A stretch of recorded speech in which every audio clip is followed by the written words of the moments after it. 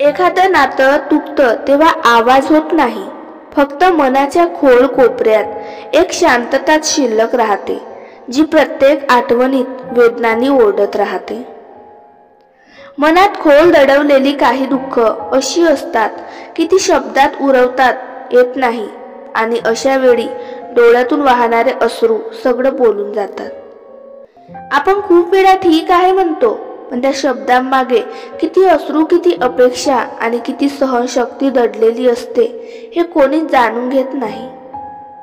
प्रेमात तुटणं म्हणजे संपणं नसतं, ते म्हणजे रोज हसत हसत जळणं असतं. मनाने रोज त्या आठवणीच्या राखेत स्वतःला शोधत राहणं असतं. कधी कधी माणूस तुटत नाही, फक्त थांबतो सगळ्यांपासून, सगळ्यांसाठी, कारण त्यांचं मी ठीक आहे हे खोटं वाटू लागलेलं असतं.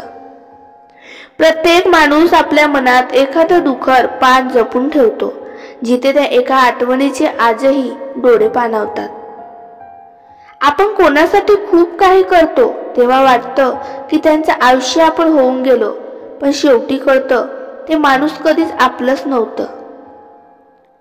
तिचं काही नाही झालं हे वाक्य त्याच्या मी ठीक आहे पेक्षा अजून खोल जखम दडवत असतं. कधी स्वतःचं मन समजून घ्यायला शिका, कारण जग नेहमीच तुमच्या वेदनांवर प्रश्नचिन्ह लावेल आणि कधीच उत्तर शोधणार नाही. माणूस कितीही हसला बोलला तरी त्यांच्या डोळ्यातलं पाणी त्यांच्या खऱ्या वेदनेचे दर्शन घडवतं.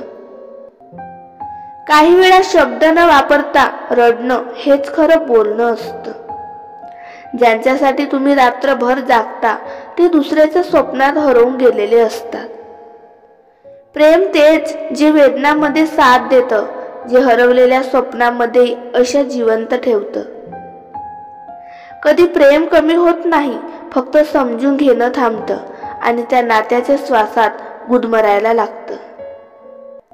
हसणं म्हणजे सगळं ठीक आहे असं नसतं, कधी कधी ते दुःख झाकण्याचा शेवटचा प्रयत्न असतो.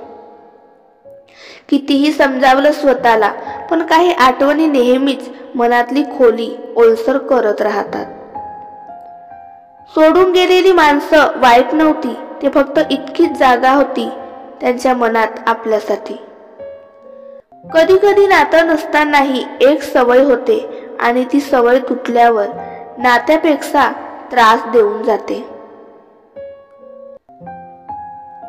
ती गेली, पण तिच्या आठवणीचं सगळं सापड अजूनही मनात घट्ट अडकलेलं आहे. काही भावना शब्दात नाही सांगता येत, त्या फक्त नजरेतून उमसतात, पण समोरच्याला पाहण्याची नजरच नसली तर सगळं व्यर्थ ठरतं.